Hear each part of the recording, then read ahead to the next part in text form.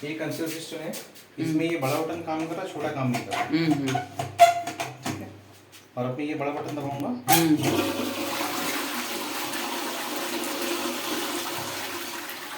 ये full drain कर रहा है।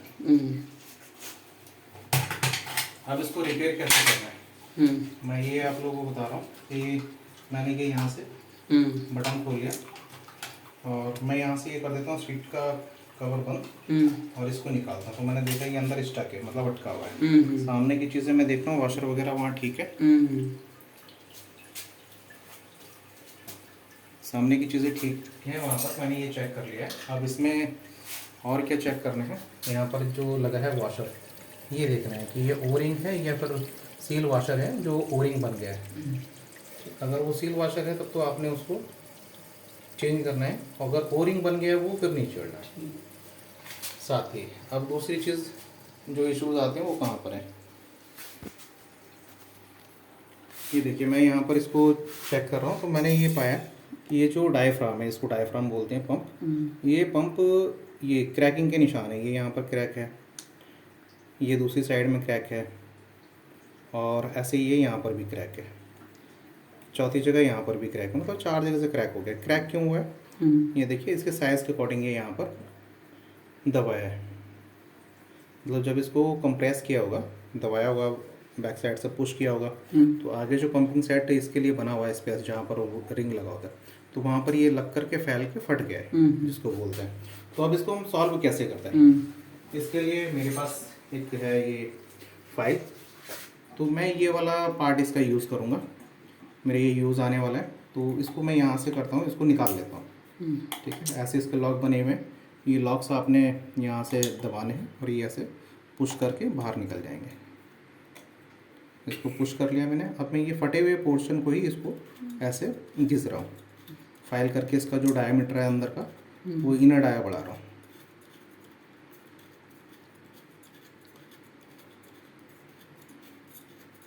मुझे इसको पता चल गया है कि ये कितना घिसना होता है, तो मुझे इसके बारे में आइडिया है।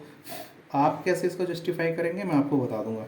ये यहाँ पर देखिए, इसका भी देखना है कि ये अगर टेढ़ा है तो इसको छुटा करके आपने ऐसे सामने से ठोकना है, छुटा करके, और यहाँ पे फेविक्विक से इसको बिल्कुल सीधा करके जोड़ देना है, जिससे कि वो वैक्यूम आउट ना हो। अब इसको घिसना कितना होता है, फाइलिंग कितनी करनी है, तो आपने जो इसके अंदर यहाँ पर ओरिंग लगी है वो ओरिंग को निकालना है और इसको लगा करके चेक करना है कि ये पूरा वहाँ तक पहुँच जाए। उसके लिए फिर ये आपको चाहे एक बार प्लेट खोल करके चेक करनी पड़े, प्लेट के ऊपर यहाँ कटिंग होगी, उस कटिंग से फिर पता चल जाएगा कि वो सामने कितना बैठा हुआ है। ओरिंग निकाल करके आप देख लेंगे कि वो लास्ट तक गया, तो फिर वो ठीक है, उसके बाद ओरिंग लगा करके आप फिक्स कर देंगे। अब इसमें मैंने फाइलिंग कर ली है जितना मुझे चाहिए था। ठीक है, मैं इसकी फाइलिंग कर लेता हूँ अच्छे से, और उसके बाद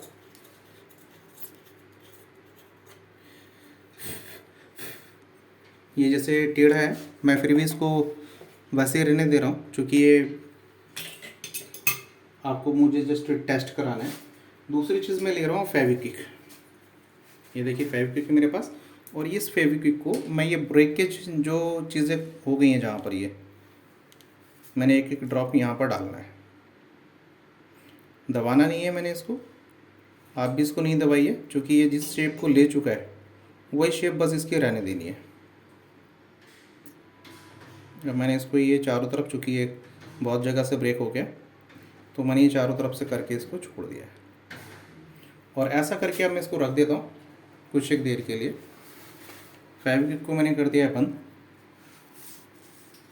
अब ये सूख जाएगा विद इन 2-3 मिनट्स में, जैसा फेविक्विक का टाइमिंग है कि 2 मिनट में वो सूख जाता है, तो 2 मिनट वेट कर लेते हैं। तब तक दूसरी चीज़ें मैं चेक कर देता हूँ। ये देखिए, इसको चेक कराने के लिए मैं यहाँ से आपको ये प्लेट खोल करके दिखा देता हूँ। अब ये जैसे रॉड्स मैं खोल रहा हूँ और ये जिस तरीके से ये टेढ़े निकल रहे हैं, इससे ये पता चल रहा है कि जो प्लेट है वो अंदर लगी हुई है और इसको इसकी डिस्टेंस के अकॉर्डिंग सेट नहीं किया गया है। सेट कैसे करना है, इसका एक्स्ट्रा पोर्शन काटना होता है, वो काटा नहीं है। वो जब ये पूरा खुल जाएगा फिर आपको मैं बता दूंगा इसके बारे में।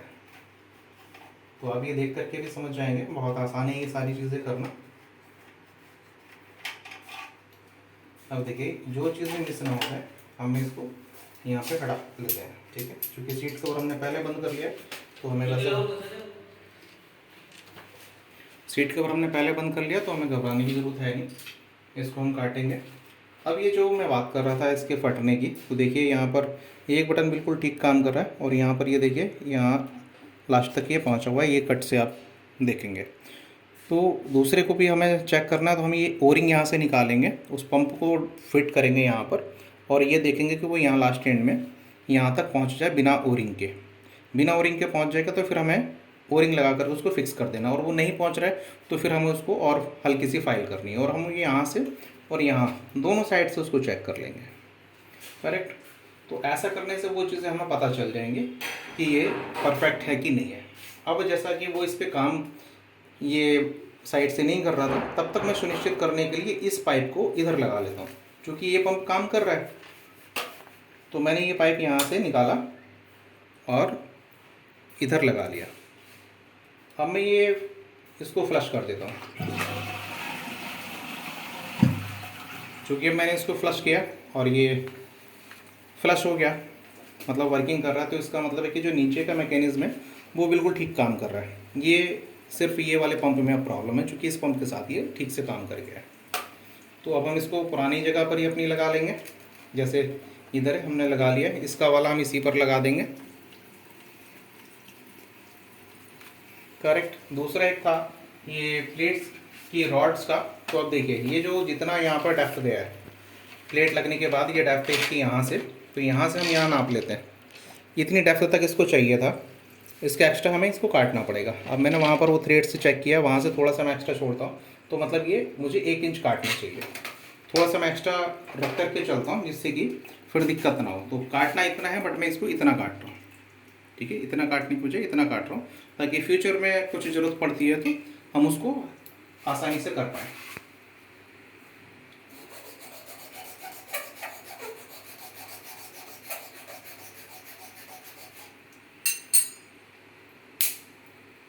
मैंने इसको फाइल से थोड़ा सा घिस दिया और उसके बाद ये हो गया। दूसरा वाला रॉड्स मेरे पास ये पड़ा हुआ है, इसको भी मैं सेम वैसे ही करता हूँ, इसके डेप्थ के अकॉर्डिंग, और यहीं से इसको घिस करके काट देता हूँ।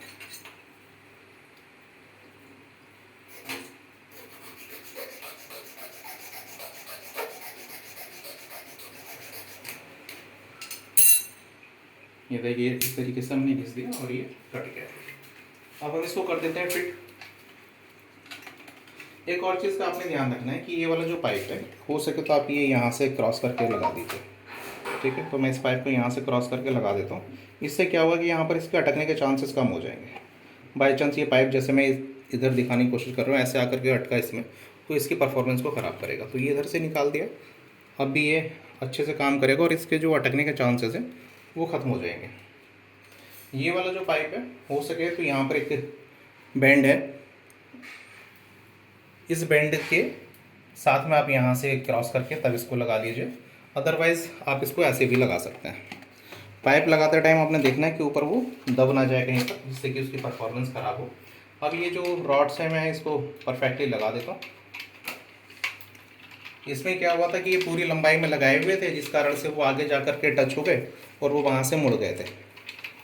अब आप देखेंगे कि ये जो रॉड्स है वो अपनी जगह पहुँच करके उससे पहले ही रुक जाएंगे, जहाँ पर उसको मतलब टाइट करने के लिए हमें ये सफिशिएंट जगह मिल जाएगी। यहाँ पर जैसे ये देखेंगे आप, यहाँ से इसने चूड़ियाँ पकड़ ली हैं, इतना ये एक्स्ट्रा बीवी में छोड़ा हुआ है, ये एक्स्ट्रा उसमें अंदर जा करके फिट हो जाएगा। तो फ्यूचर में अगर इसके थ्रेड्स ख़राब भी होते हैं तो भी ये इतना एक्स्ट्रा है कि इसको आसानी से हम यूज़ कर सकते हैं, ठीक है। अब ये सिस्टम यहाँ पर फिक्स कर दिया है। इस चीज़ को बहुत ज़्यादा टाइट करने की ज़रूरत है नहीं, क्योंकि ये जो प्लेट है ना अंदर वैसे भी इसमें टाइट आती है। अब ये जो हमने पंप्स रिपेयर किया था, इसको काफ़ी देर हो चुकी है। अब हम इसको असेंबल कर लेते हैं, ठीक। अब हम यहाँ इसको चेक करते हैं। जैसा हम इसको चेक कर रहे हैं तो ये दब नहीं रहा है, करेक्ट। दूसरा, हम इसको दबा करके यहाँ से और फिर यहाँ पर इसको पकड़ लेंगे। दबाने के बाद अब ये देखेंगे कि अंदर से ये तो फ्री हो गया है। ठीक है। लेकिन ये जो इसके अंदर वैक्यूम पैड है ये नहीं गया है, वो वहीं के वहीं रुका हुआ, मैं छोड़ूंगा तभी अंदर जाएगा। मैं इसको एक बार सॉरी निकाल करके आपको दिखाता हूँ, मुझे असेंबल बाद में करना चाहिए था।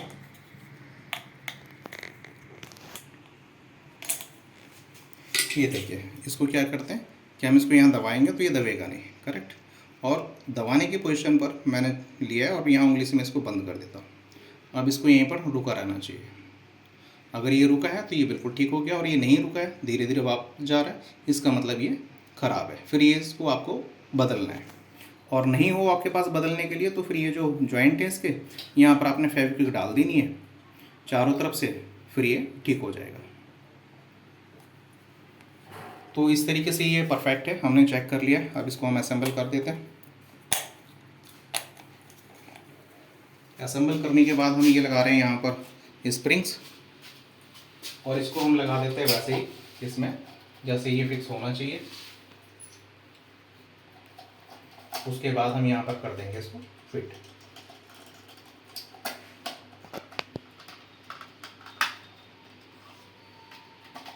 अब ये देखिए यहाँ पर फिट हो गया अपनी जगह पर। अब मैं इसको प्रेस करूँगा तो इसको वर्क करना चाहिए, करेक्ट।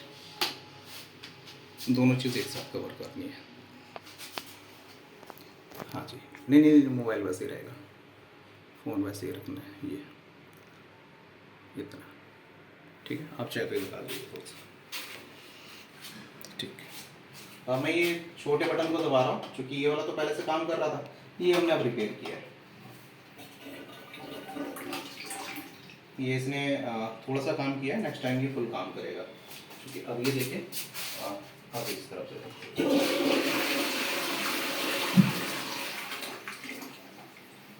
परफेक्ट, क्योंकि फर्स्ट टाइम मैं इसको ठीक से दबा नहीं पाया, तो अब ये ठीक से दबा है और इसने ठीक से काम किया। अब हम क्या करते हैं, ये चीज़ें सुनिश्चित होने के बाद आप देखिए कि वो डिफेक्टेड था, मतलब वो क्रैक हो गया था। क्रैक के बाद ही हमने उसको फाइलिंग किया है और फेविक्विक लगा करके उसको वैसे के वैसे सेट कर दिया है, और वो अच्छे से काम कर रहा है। अब हम इसकी अपर प्लेट लगा देते हैं।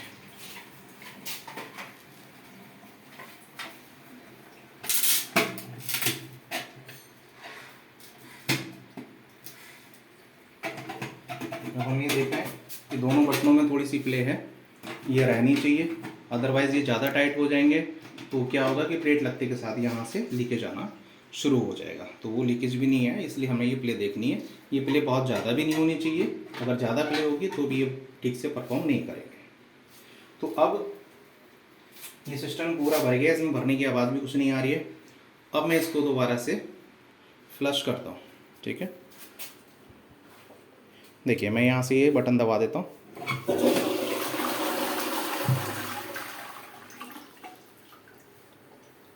ये हाफ फ्लश परफेक्टली वर्क कर रहा है। अब इसके अंदर की आप कंडीशन देखिए, ये जो बाउल है ना सीट का, कितना काला हुआ पड़ा है, मतलब इतना ख़राब क्वालिटी का पानी है ये। उसके बाद भी ये सिस्टम काम कर रहा है, मतलब इसका जो फिल वाल है, डायफ्राम्स में एक इशू आ गया, वो था एक लिमिट से ज़्यादा दब रहा है, उसके कारण से वो प्रॉब्लम्स हुआ। तो ये अभी प्रोडक्ट कंप्लीट हो गया है, परफेक्ट है। अब हम इसका एक बार से फुल फ्लश भी चेक कर लेते हैं, जिससे कि ये सुनिश्चित हो जाए कि हमने कुछ और गड़बड़ तो नहीं कर दिया। आपको दिखाने के लिए यहीं पर इसको रोके रहिए। अभी सिस्टम थोड़ा सा भर रहा है, और उसके बाद ये जैसे कट ऑफ होता है फिर हम इसको चेक करते हैं फुल फ्लश के साथ भी। अब ये देखिए फुल फ्लश की आवाज़ बंद, सॉरी फिलिंग के बाद आवाज़ बंद हो गई है। तो अब हम इसको फ्लश करते हैं।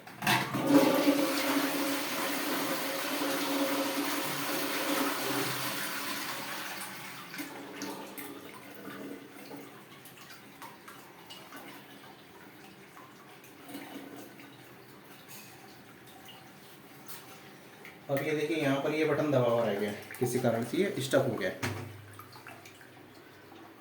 ठीक। अदरवाइज जो फंक्शन है वो बिल्कुल ठीक काम कर रहा है। स्ट्रकिंग का इशू एक अलग है, वो हम बाद में देख लेंगे। बट ये जो अभी था डायफ्राम फटने की प्रॉब्लम्स जो आई है और जिस तरीके से रिपेयर किया, आप कहीं पर भी जाते हैं और पंप काम नहीं कर रहा तो इस तरीके से आप कीजिए और ये 100% सॉल्यूशन मिलेगा।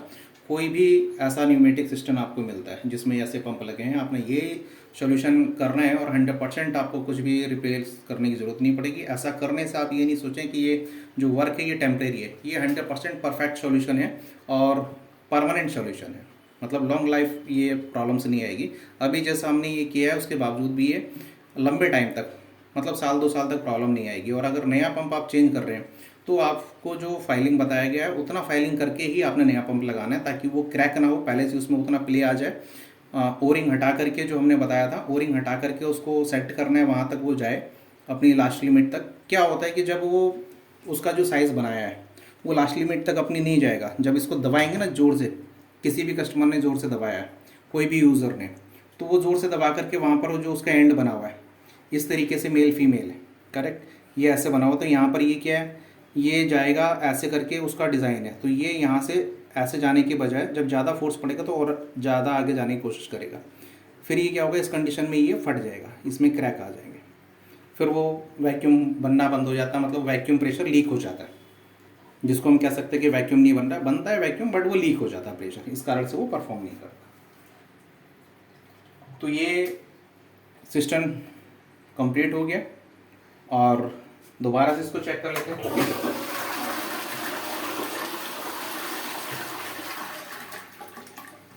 ठीक है, अब ये बिल्कुल ठीक काम करेगा, चूँकि हमने साइड से होकर के दबाया था इसलिए वो हमारे दबाने में मिस्टेक हो सकता है। बटन खोल करके हम चेक कर लेंगे एक बार उसके लिए भी, क्योंकि ऐसे हम टेम्परेरी वर्क कहीं छोड़ते नहीं। और आप ये देखिए कि ये फुल पर फुल फ्लश कर रहा है, हाफ पर हाफ फ्लश कर रहा है। जो मात्रा है इसकी वाटर डिस्चार्ज कैपेसिटी, वो हमने ध्यान देनी है कि वो सेम बराबर काम कर रही है कि नहीं है।